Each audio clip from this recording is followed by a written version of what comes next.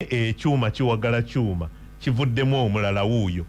Amina mwami Kisenyi. Yesebo. Kizaamu amaanyi. Bannange. Kizaamu amaanyi. Yesebo. Mulimu agwebale. Nnyo. Kindaba kisa. Kisa matoke crisps. Mukisa matoke crisps. Yesebo. Ndaba wano coated groundnuts. Mulimu gwa mulembe nnyo.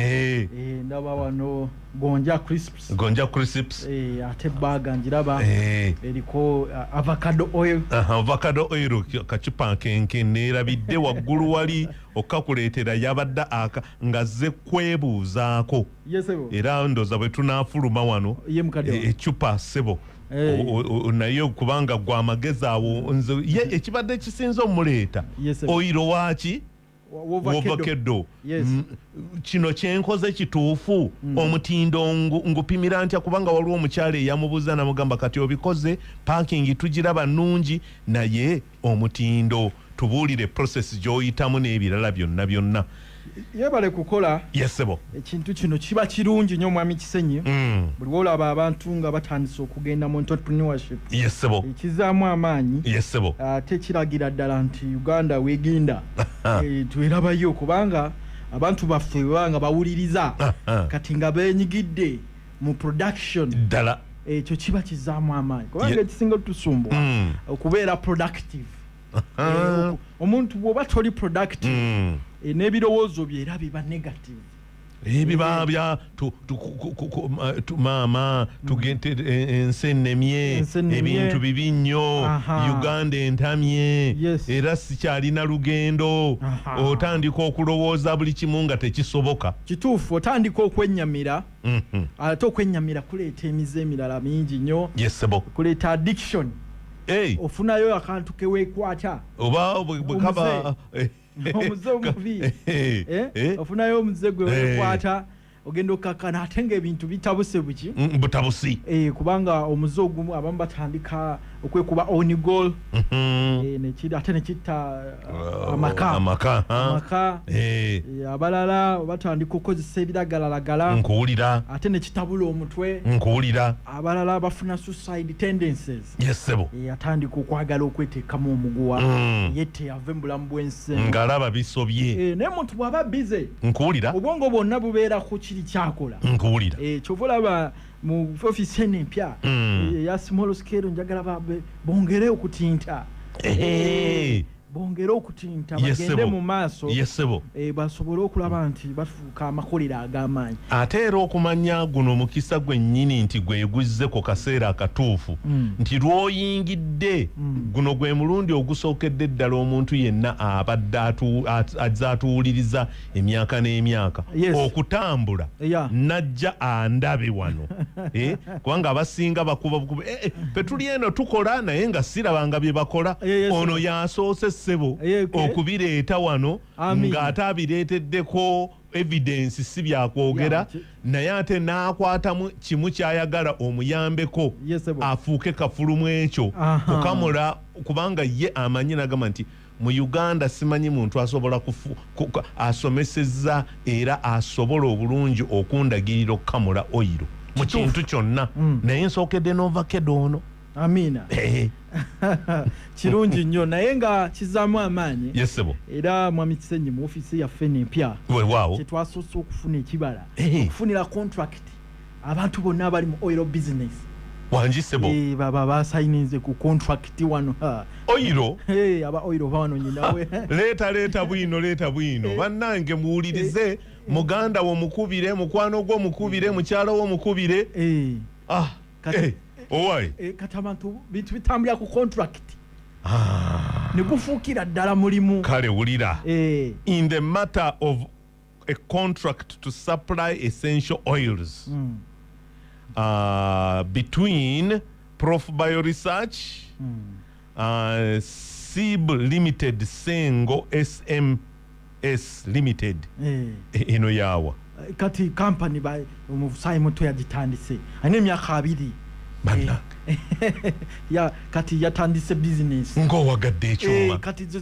makolero ge nagamba abantu kati ge batandiseewo era office nagambye nedda abantu bano kati bafune professional contract bamanyi nti nabo amanyi wano tulina aba dream busters basinze okwonoona emirimu gyaffe tuba n'abantu abatumalamu ki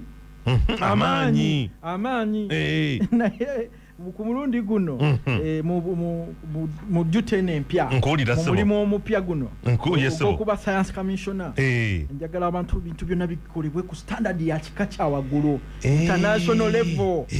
nti omuntu bw'aba akolagana ne prof bioresearch amanyi nti osooka kuyonja mu nju nkutegeera waka notereza ku kyalo ekyalo ate n'ovaawo n'ogenda oba ku district so abantu baffe bano kati bafuuse professional kwegamba kati ono y'omu ku babaddewo nga bawuliriza emboozi eno kaakati bakoze si bya mu kamwa bumwa wabula kati biriko n'olupapula contract eri witnessed witness ndaba director ndaba owange ekintu nga kikaayi abantu kati bamanyi structures ne governance kintu kikulu nnyo mu mirimu gino witness professor oyo n'ateekako omukono waliwo ne wano omulala naye n'ateekako omukono kituufu nnyo kwegamba ndaba wano castor oil alina okumuleeta we lunatuukira 27 Okitoba ate 26 January 2025 yeetemye nti nja kuwa prof coffee oil, coconut oil, avocado oil, candle nut oil. Cause candle nut kabakanjagala. Neem oil, groundnut oil, mango butter, shea butter, papaya oil. Bannange kino kiyitirivu. Kyekyo kyennyini. Yekyo kati nono mwalina okuyingiramu munteekateeka eyo kisa snacks and oils. Bannange ate ye yabadde azze nakwebuuzaako kama mpulira singa waliwo omutindo gwonna gwagenda okunnyongeramu weewole mukulukisa ndowooza owulidde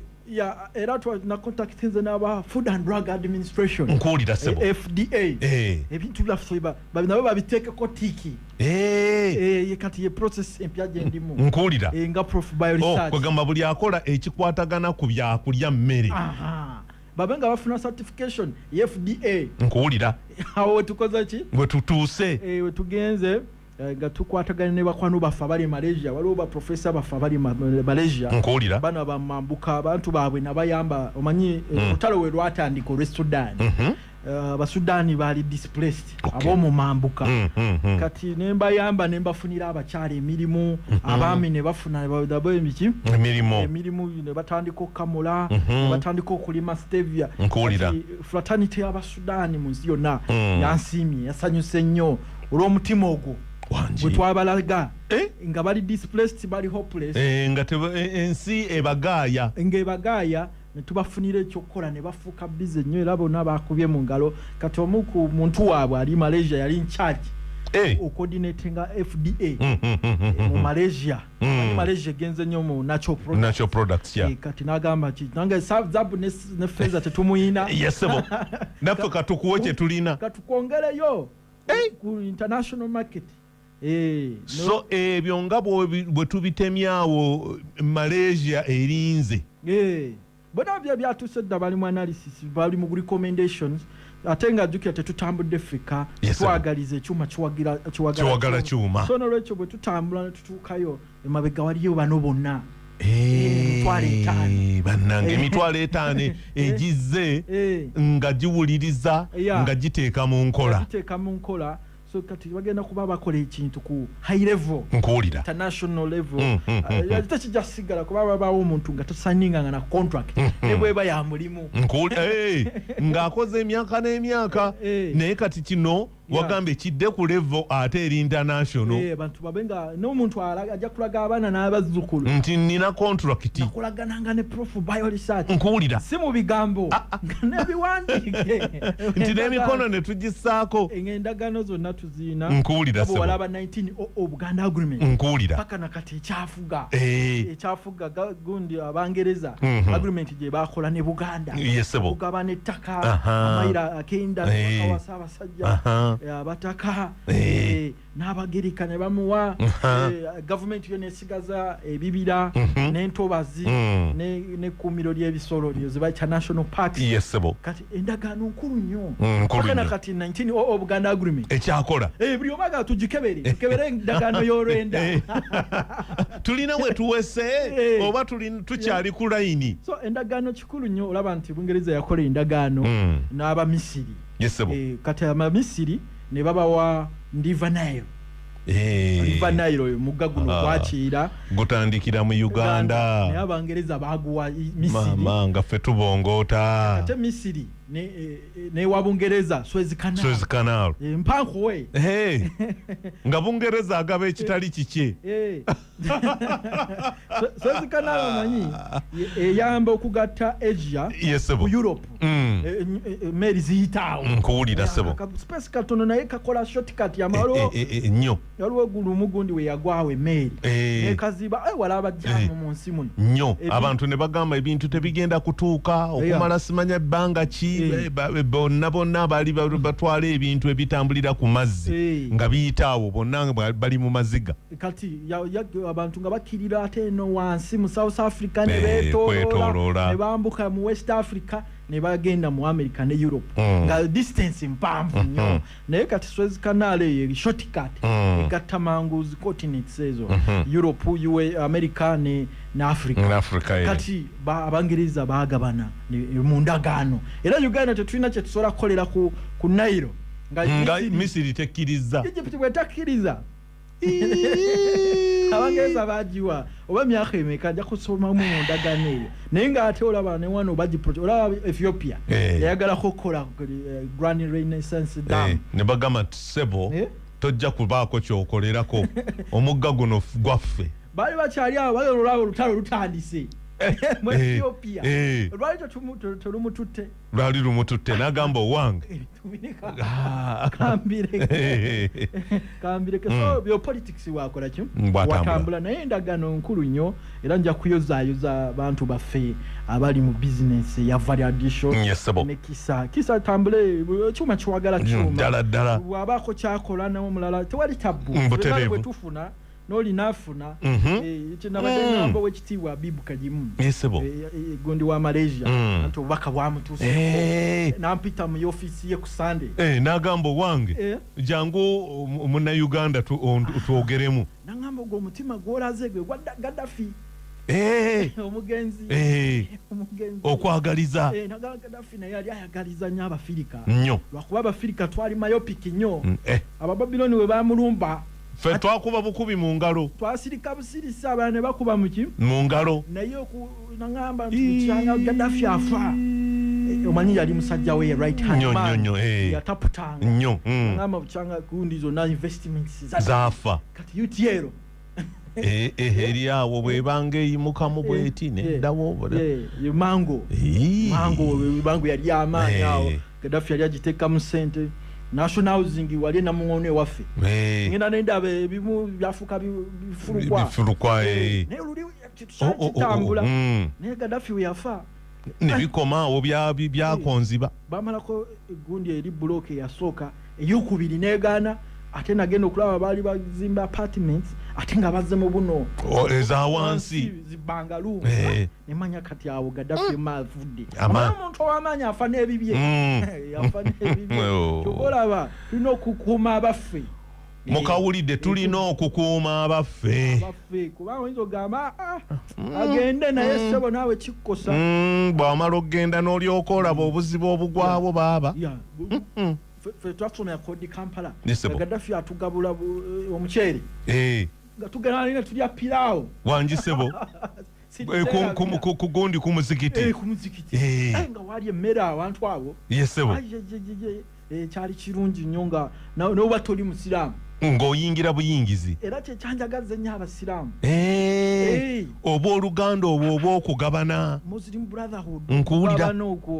kyuma kiwagala kyuma nkwewo era wekitiibwa namugambye katufe abaliwo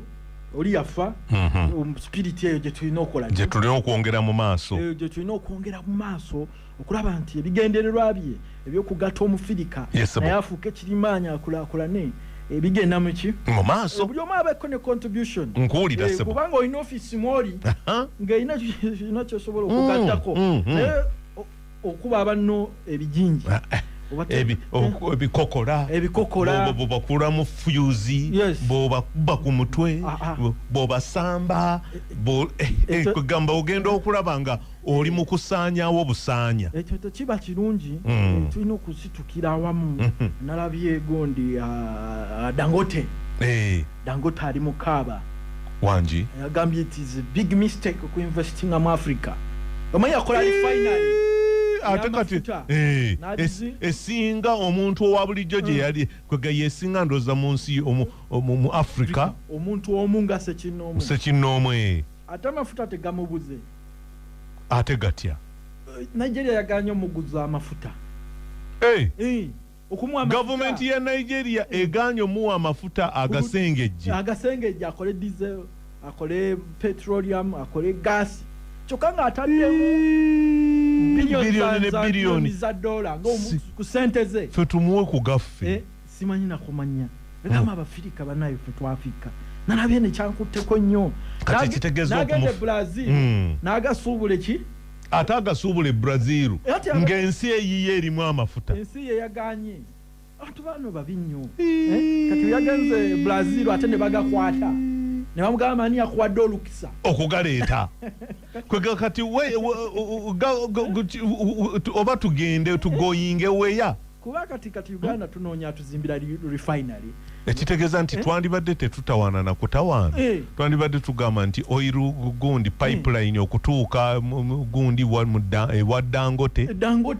ezo sente ffe tuziwone ezikola refinery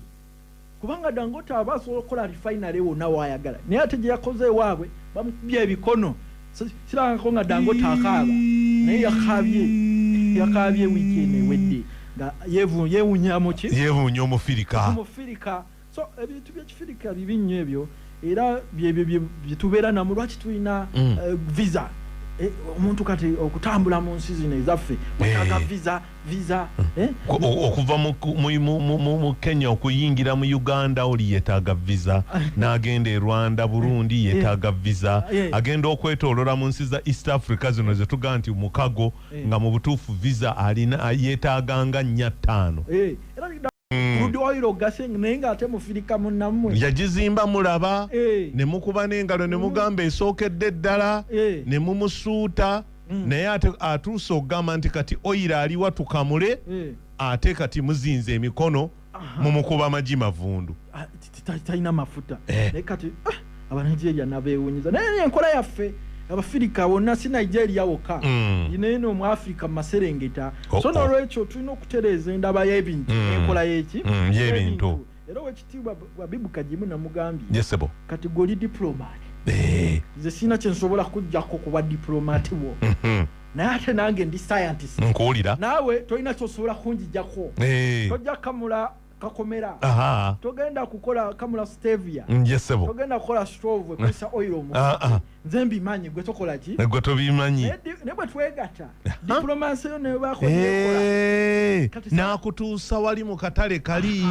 n'agamba ono ye muntu waffe buli kimu kiri ku mutindo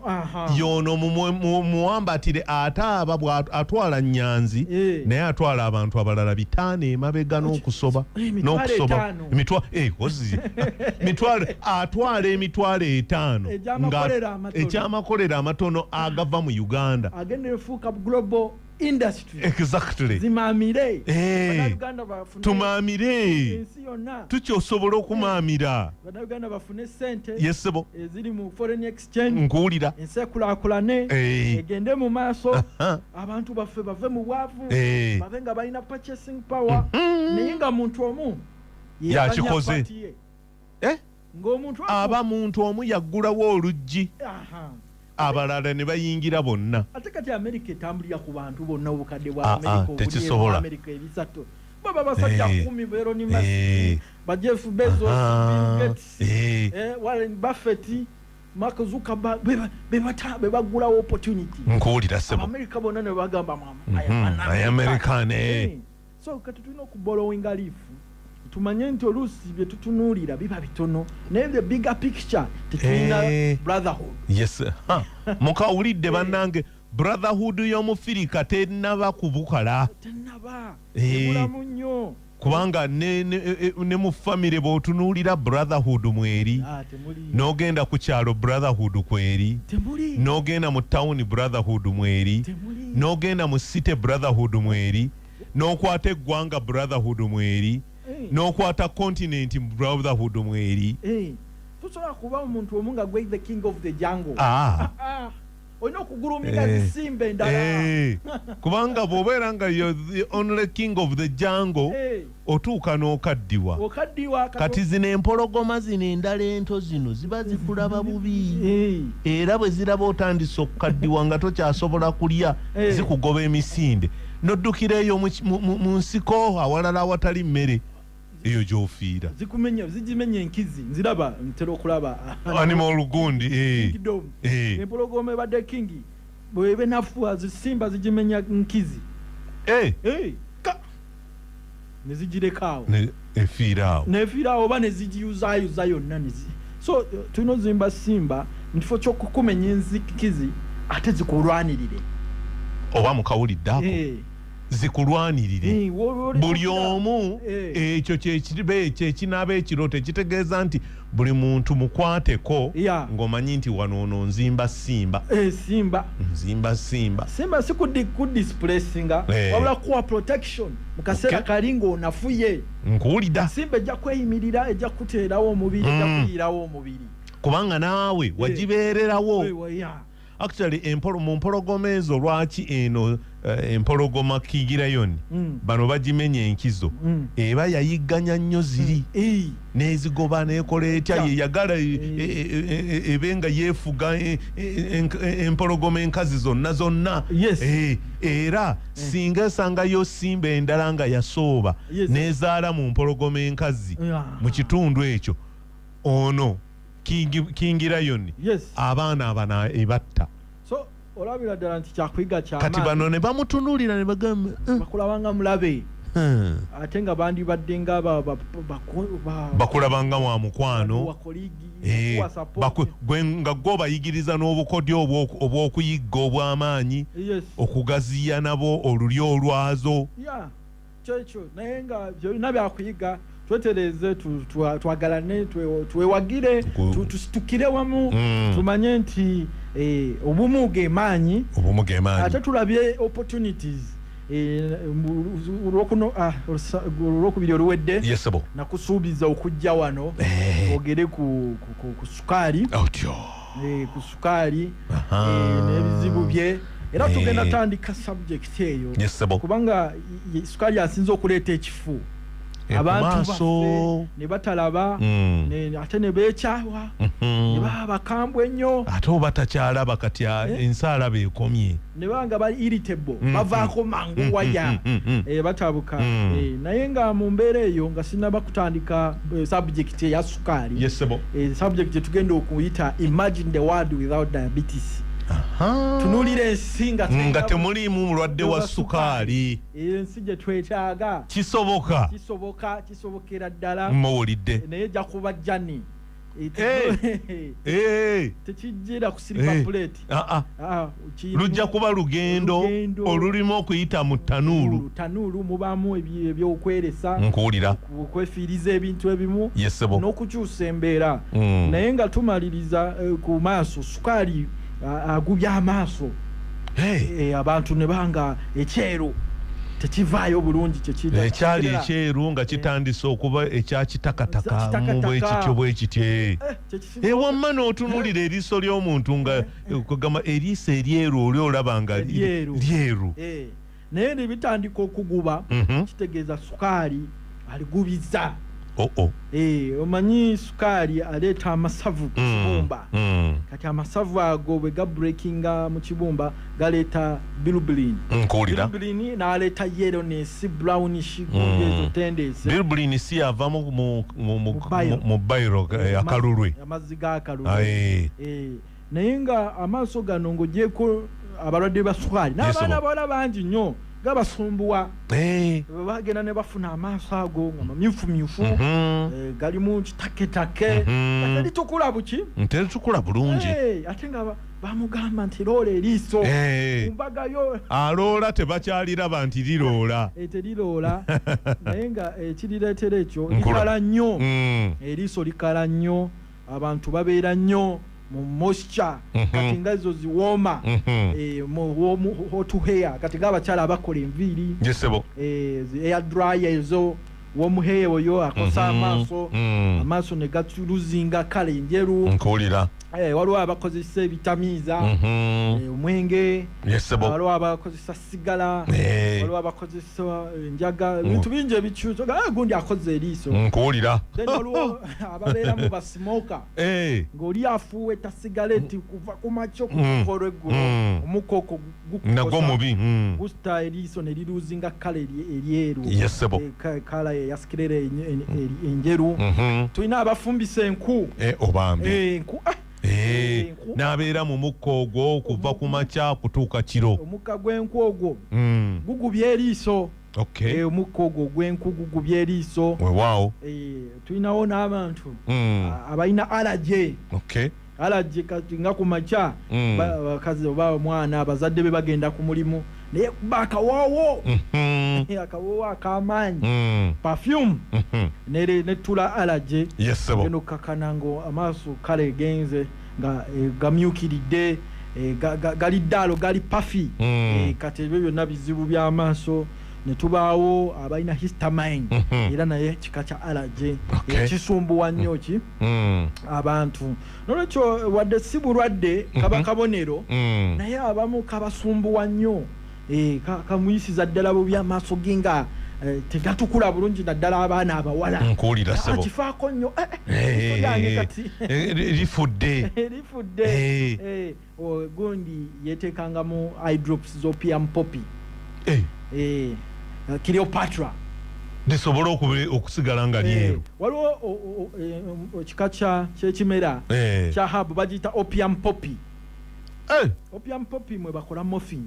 anti era mpulidde ka poppy ako nenkajjukira morphine eddagala lino erita obulumi lwakuba kati waliwo neriri synthetic naye eryasooka eryalinakyo balitanga opium poppy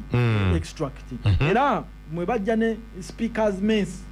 eriwo eyo guno omuggo gwa speaker kyaveeyo anti abafalaawo edda okulaga amaanyi nkuwulira omukyala we bamukulemberanga ng'alaga opium poppy nkulaba nga bakwata omuddo ogwo kakiyita kihabu nga bagikwata nga mensi we yakula opium poppy we yakula ng'eraga power power amaanyi agaliwo kati bano bamagulu meeru ne bakikopa naye ne bakolamu bo muggo kati omubajje naye kati eyo poppy yatukuzanga amaaso yesebo mubajjangamu amazzi ne batukuza ki eriiso naye ate lwakuba nti oluusi yalinanga side effect side effect olwokuba nti etta obulumi omuntu yatuukanga nga negirita ne bwemusala nga takyawulira kwegamba eryo eddagala ligenda mu musaayi litaganya nerves nkuwulira sebo nerves kanotuuka oba kumulongoosa nga anaesthesia takyawulira takyakola kati abo abazungu ne bamugibya opium poppy naye nga muddo mulungi nnyo ebyo ebimu ku byennyinamu abaaliyamu yaffe ndibikuleeterako n'obirabako nnyo butere ogulinamu abaaliyamu obeerewo nnyo nja kusumulula mpola yesebo so nolwekyo opium poppy ng'omugyeko abo bo baamukozesanga naye ng'alina side effect okutta nerves kati kyetukozesa okutukuza amaaso tukozesa rose water amazzi ga looza mu bimuli bya looza bino ng'omaze okugyamu ka oyiro kali amazzi agasigala ago nkuwulira ebimuli bya nnyo obutereevu malungi nnyo bwe gatyo gwanaaba mu maaso abawalabu gwe banaaba abakyala baabwe kyebava bakugamba nti tuweereze rose water era ayambala bazita sharia n'alekawo amaaso gokka olaba lyeru liringa ttaala nkuwulira agenda n'alimola bw'ati ayayayaya n'ogamba bannange kino kiyitirivu banaaba Rose Water Rose Water gw'onaaba naye okola bwoti nti ofuna Rose Water n'omunaaba nga bwe tunaaba amaaso Rose Water tumuyina ku Prof Barisa amazzi g'ebimuli bya rose tubikamula bakamula distillation bo bakitegeera abatera okujja mu Sundowner omukenkufu soko nkwatireko katono ate tujja kuba emboozi tujongerayo mu maaso bulungi nnyo bannange tuli ku kyamaaso tugamba ekyuma kiwagala kyuma Amina mwami Kisenyi nange neyanziza nnyo omukisa guno gwompadde webalire ddala webale kumpa mukisa guno era nange kantwale omukisa guno okwaniriza abakatwegattako nabo betubadde nabo musawa yaffe eri ewedde mwebale kuwuliriza kaboozi mwebale kugoberera programu yaffe neŋŋanze ya Kalasa Mayanzi omukenkufu Nyanzi Julius zatudde mu studio za kaboozi mwebale kutuwuliriza era nga tuli mu kwogera ku kintu ekimu side effects kugamba side effects gye tulina okufuna okuva mu sukaali n'endwadde endala ezitusumbuwa ku maaso kumanyedde abasajja abamagulumeeru abachina ne bano abayindi mu Ayurvedic medicine ne Chinese traditional medicine materia de medica bakozesanga enkula y'omubiri oba embeera y'omubiri okumanya embeera y'obulamu nga bakozesa obubonero era nga amaaso bagatunuuliranga amaaso bwe gabaamu kyenvu gatera okulaga ebiseera ebisinga obuzibu ku ekibumba bw'obanga tolina sikosero balina obulwadde bwa nnabubiri batera okuba ne sickle disease ne tubaawo n'embeera y'ekibumba nakyo amaaso gatera okuba ga kyenvu oluusi bwe gamyuka oluusi aba allergy bwe gaba ga pinka omanya nti conjunctiva ekoseddwa n'olwekyo ate ne wabaawo n'abantu ate nga tebalina ndwadde ezo zonna aba tebalina embeera ezo zonna naye nga amaaso gakala tesanyusa tegali bright tegaspakolinga tegasikiriza gali ddaalo abanga ava okunywa omwenge naye nga tamanyi na mwenge gye bagutunda kitegeeza sikirera ye teri bright bulungi naye mu mbeera eyo mbagambye musaawe ewedde nti tukozesa amazzi ga looza alina antioxidants eziyamba omusaayi okutambula kutambula kujjawo ebikyafu ebikuttaawo amaaso ne gafuuka bright ne obanga naddala ku mukyala ayagala nnyo bright eyes ne bagamba nti maaso ttaala ntera okulaba kutikitaka waliwo omuwala ozambe shifula shifula eriiso lirikkiriya ababika n'abaloozi wote nkuwulira so secret abawalabu bagimanyi amazzi ga looza naye galina okuba nga kavudde mu distillate waliwo rose water wa chemical baformulatinga naye rose water omutuufu tukozesa distillation tukufuna ebikoola byaffe ebya rose tubidistillinga naddala rose zino ezitali nfuuyire tulima rose waliwo kati rose kadde mama ebimuli bya rose ebirika amaggwa ebimuli ebyo tubikwata ne tubiteeka mu distilla ne tufunako oilo n'amazzi agasigala amazzi ago ge tuyita rose water oba rose floral water kati gonaaba ku makya bw'ozuukuka okunaaba amaaso gonaaba mu maaso kati bw'omala oganaaba n'okwata akawero akanyogoga ofuna akawero oba katawo n'okateeka mu mazzi aganyogoga ekyo kyogenda okukola kye bayita cold compress bw'omala okanyika mu mazzi aganyogoga n'okakamulamuko agali excess ne gavaamu n'oyiwamu rose kati n'oteeka buliiso nenteekamu rose ki oiro rose water ngomaze omunaaba n'okumuteeka mu katawulo akanyogoga n'oteeka ku maaso bw'omala n'otonyezaamu amazzi g'oxygen eriiso ne lifuna obulamu kubanga abamu emisuwa gy'eriiso ate gidda kungulu nkuwulira kye bayita ne zimyuka vasodilation n'obeera nga amaaso mamyufu naye ng'ate bambi tokozesa njaga mamyufu okusinga n'eryendegeya kitegeeza emisuwa giri kungulu nkuwulira ssebo blood vessels obusuwa buli obw'amaaso buli ku ki kungulu kati mu lulimi olwa science kye tuyita vasodilation gadilatinze kati olina emisuwa egyo giconstrictinga nga tukozesa ng'abantu abamu abalina emisuwa egibeereze omuntu n'abanga agenda okulwana ninga musanyufu n'omutya gundi tankuba ndaba emisuwa gimwereze emisuwa gitambulira kungulu kusenyi mu maaso ku mutwe gyonna gyereze mikono magulu kitegeeza chemicals nyingi mu mubiri kati wetaaga cleansing so ne maaso kibeerawo nnyo so tukozesa rose water bwe tunaaba n'okumweteekako ku kaweera akanyogoga lumane tutonyezaamu oxygen amazzi go oxygen twamwogerako nnyo era twamusoma ne covid nga tanaba kujja amazzi go oxygen gazaayo oxygen oyo ayamba emisuwa giri okulirakisinga negiddayo omuntu naaba nga alina bright eyes ganga tegali puffy nga tegazimbye ekitegeeza bano bankeera mu ndabirwamu oba wasuze teweebase oba wakoze ki ogenda okulaba amaaso gazimbye begazimbye solution rose water ne oxygen water nga gakkakkana ne sukaali naye aleeta nnyo puffy eyes wasukaali azuukuka yenna awulubadde azuukuka awulubadde osobola okukozesa gundi oxygen water ne rose water omunaaba mu maaso n'okumweteekako kaweera akabuguma katate oxygen water gotonyezaamu katijja kiriyalinga naddala sukaali oyo agubya nnyo ki amaaso sukaali agubya amaaso ekibumba bwe kibaako amasavu era nakyo kigubya amaaso abalina obulwadde bwa nnalubiri nabo batera kigubya amaaso waliwo abalina enkaka nakyo kigubya amaaso abalina obuzibu nti babeeramu awantu awabuguma hot areas waliwo kati ababiri mu ddungu walabu naga amaaso gatabuka ne gaguba ne gamyuka ne gafuna kitaketake oyo abali mu mambuka ng'omusana mungi hot air nkuwulira n'abakola mu makolero nga mulimu steam mulimu empewo eyo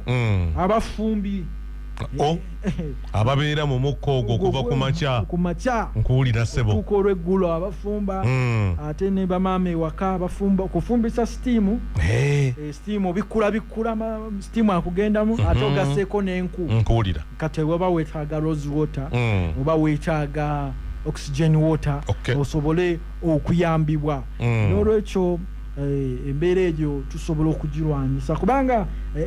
ekosa nnyo bano ba generation Z bamusayi muto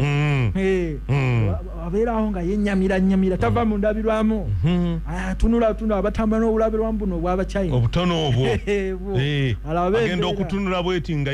abamu anti bagamba nti yakoze eriiso naye bambi eba allergic reaction oba environmental effect mu mbeera mwawangalya mu community wabamu ebimukosa n'olwekyo birinakyo abamu batera okufuna hydrops ate za chemical nekireeta kye bayita rebound readiness rebound nti ate kidanga kiri wasi nnyo nga luli lyali mmyufu nnyo ate ne liyitirira ku luno kubanga lino n'okukosebwa liba likoseddwa ndowooza likosa ne lenzi nekino amazzi ga oxygen twetaaga oxygen ali nakyo omubiri gwetaaga nnyo oxygen then rose talina buzibu rose muddo gwabwe okuba nti ffe tumukamula mu bimuli bya rose bitali bifuuyire tetukozesa bano bino ebya greenhouse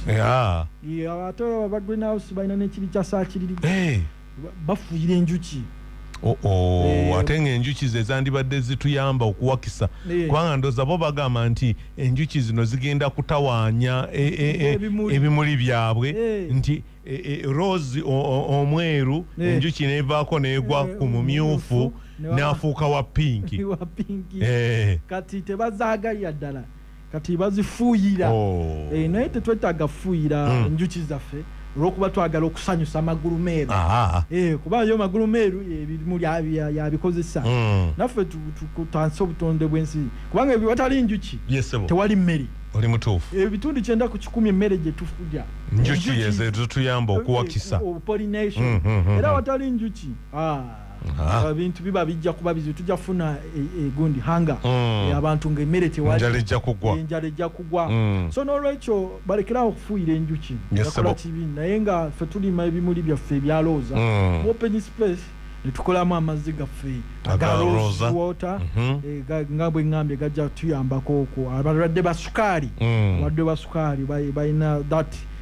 gundi embeera y'okulanga babeera pafite baba ulubadde maaso tegattracting ate bwaba mukyala bambi kimuyisiza ddala buki nnyo so mwekwata amazzi ga looza mwekwate oxygen water kijja kuyamba ku maaso ndooza awo amaaso tukakavarinze tukamazeeyo naye ebikulu ebigasumbuwa tubyogeddeko twasooka netwogera ku red eyes eziva ku infection virus nembagamba munaabenga mu ngalo n'okusanitizinga buli wokwatakwata ku handles omanyi ebintu bisatu ebikyasinza okutambuza obulwadde sente zitambuza obulwadde nkuwulira kubanga lwo abazikweka ne mu bitundu by'ekyama omanyi Kampala si bizimbe agamba wange ebivubuka tebinyoola kanzikweke ebuziba terobalanga azogula ebyuma omukadde n'agamba sokozeewo kateni olanga sente gyazikwese ng'okuba newuno gamba maama era ngamba toni jangu twale sente malo naabe muki mu ngalo kati sente zitambuza obulwadde yesebo ne wabaawo egundi emmotoka door handles eminyolo egyo egy'emmotoka bameka abagikwatako oggulawo eminyolo gya kabuyonjo public toilet bongi kati bw'otanaaba mu ngalo okwata mu maaso ofuna infection nkuwulira sebo ne limyuka netuyita red eyes conjunctivitis kati bwe tuvaawo ne wabaawo twayogera cataract yesebo ensenke nembagamba nti proteins zekwata mu liiso nezikola akabubikuli nezibika ekirawuli lens nga bwolaba abalina iphone bwe baba bagenda okwekuba picha basooka ne bafuna akagoye ne basiimulako akalabirwamu kali kasobole okuba nga kali kiriya esimu zaabwe zimasasatu akuba ekifaananyi nga kiri kiriya kati n'eriiso lyaffe kugendako nga enfufu egenda ku iphone yo oba ku simu yo kati nga yeetaaga okusiimulako tukozesa neem oil n'amazzi ga silver nga bwe nabibagamba wano n'ensogasoga ebikiriyaling ensenke proteins nebagamba mukendeeza ku animal protein nembawo ekyokulabirako nti embwa erwala nnyo ensenke zirusinga kulumba mbwa nkuwulira embwa zizikya mu bisolo zikyasinza okulwala ensenke kubanga bambi n'ogiwapo nyama buli lunaku nyama okuva lwewagireeta paka lwekaddiwa embwa zirya nnyo ennyama animal protein ebyenyanja biki ennyama nenfuuka ki nyama kati ennyama eyo proteins ezirimu zigireetera ensenke kyova olaba embwa bazitomera nnyo ku makya n'ekiro embwa teziraba bakubamu amataala bwe gati nesigala awo ng'ewunze kyova olaba ensenke mu luzungu tugiyita night blindness night blindness kasabuziba omuntu w'ensenke taddamu kulaba bulungi kati n'embwa eyo olwokuba nti erina ensenke kasitabuziba ogera nga emmotoka kizibu okukoona embwa emisana nkulaba naye ekiro zisanga ku kkubo nga bazitomedde kesisi yebonaabona nazo abanabugabo simanyi azijjawo ku kkubo naye tuzisanga nnyo wali banonooza nti owange musomo gw'ennaku zino naye nagamba nedda abo balimba embwa z'ensenke bazisalira embwa ezirina ensenke naye kati n'embwa yo sogitenyezaamu nimu naye enimu nimu oil ajjanjaba ensenke z'embwa nga bw'ajjanjaba awo bantu era bwe twavaawo ne twogera ku pressure y'amaaso yesebo pressure y'amaaso nimbagamba nti kyagireeta amazzi agayitiridde muki muliiso naddala ekitundu kye bayita aqueous humor amazzi we gabaawo amangi galeeta okunyigiriza optic nerve kati nekireeta pressure mu liiso gye bayita glaucoma glaucoma oyo ekirungi kye tusobola okukozesa era oyiro wakakomera omanya nti oyiro wakakomerawo omunuusa akaabya ku maziga oyo mubuuze nze oyo nkamanyi bulungi akaabya kuki nnyo ku maziga era nyina alikoda mu Uganda nze yakasooka okaabya ku BSFC wakabawa ne balowooza nti bya musaago buli omu yavaawo agamba nti babadde ki Weza ntalawanga ku basajja be nga bakaaba amaziga n'agamba babadde ki kino ekigenda mu maaso era yasooka n'agaana okujja wendi ne bamunnyonnyola nti asebo wano waliwo akantu wano bw'okagirabo nti kantu kyako nti wakakomera nti ono kana akakomera kano ke tumanyi kano nti sida nti n'agamba okay omanya abasajja balwala nnyo pressure y'amaaso oba balwawo okukaaba abakyala kale bo bakaaba kati ne amaziga ago ne fluids aqueous fluids ziri mu liiso ne zikendeera yafe omusajja amala emyaka 2 nga takaabangako kati ng'omusajja Dagonte bwe yakaabye ku maziga kati ogenda okulaba kati emyaka gye baana tirikyali kimukaabiza kuti okujjako ekyo kyamuyisizza bubi nnyo aba Nigeria okugaana okumwa ku crude oil okumurefininga ngate abazimbidde refinery kyamuyisizza bubi nnyo akaaba kuki ku maziga so naye nga akakomera bw'okanuusa kakaabya kuki ku maziga oiro wakakomera wa sedero kana kikendeeza pressure yaki y'amaaso era finally wiki ewedde ne twogera ku eye floaters emunyenye abantu abamu balaba munyenye obuntu bulinga obusala mu maaso bwe buti naye ate tebuliiwo olaba stars buli wotunula olaba stars olaba nabbuubi olaba obuntu bulinga ensiriŋŋanyo babita eye floaters eye floaters nazo ziba proteins zeekwata mu gundi mu liiso nezikola olulayini olwo obulayini obwo bukisiza ddala abantu bubi nnyo naddala ng'atunudde mu sky bw'atunula mu bwengula aba alaba emunyenye ng'ate emunyenye zirabika kiro naye n'emisana aba akola ki aziraba so naye mbagamba nti nakyo tusobola okukozesa amazzi ga silver wamu ne neem oil ne tukirwanyisa then today tusomye ku brightening amaaso naturally temukozesa chemical nga Cleopatra yakozesanga ne lead nga yayita mu bintu bingi yalina abasawo bameka oyo ati yatekangamu opium poppy gwenkulazeeko wano naye ate kozesa ne lead omanyi Cleopatra ye mukyala yasooka okwetega abaami bano abaana balaba b'e Kampala bali mu notisinkadde bali notisinkadde za Cleopatra yakikola mu BC nkuwulira 300 BC nga ne Yesu tanabakola tanaba kujja omanyi Cleopatra yali mukyala mulungi kati ng'ate mukulembeze wa Misiri nga Farao naye biseera waliwo Julius Caesar ayagala nnyo okuwakula entalo n'agamba ono nja muteeka mu kibokisi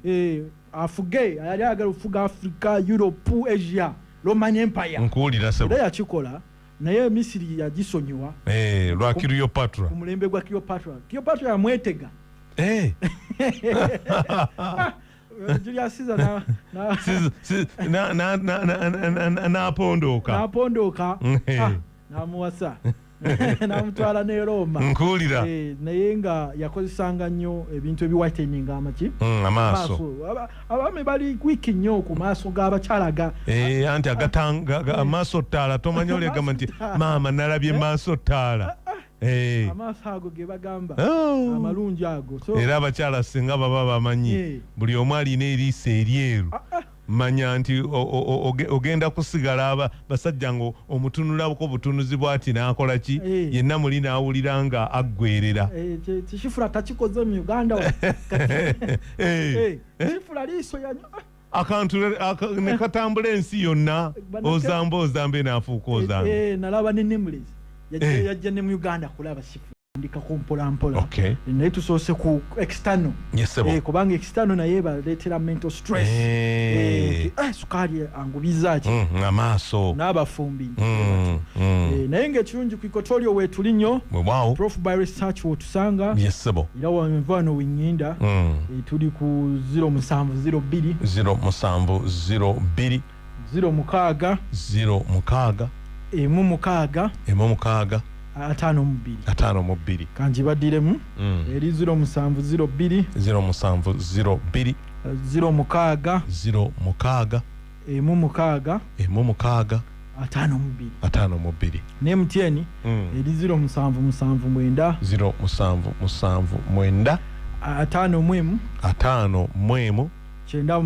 chenda mumukaga atano mubiri ku Prof by Research otusanga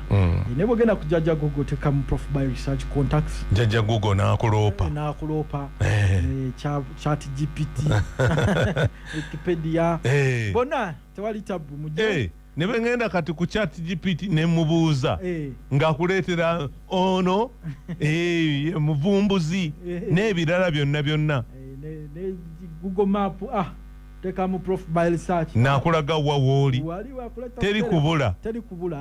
so n'olwekyo twerwaneko tusobole okulaba nga naffe tweyagala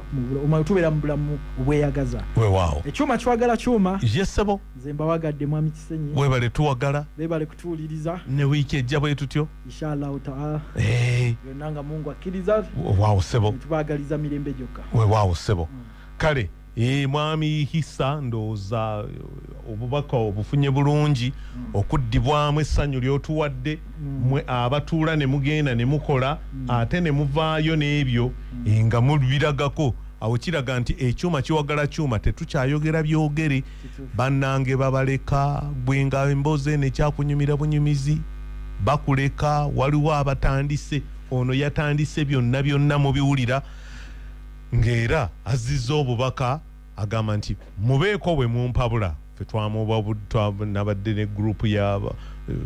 kuba yabadde azze kulaba nze nzekka naye ate ne ku reception yasanzeewo abalala aba radio 1 kaboozi ku 2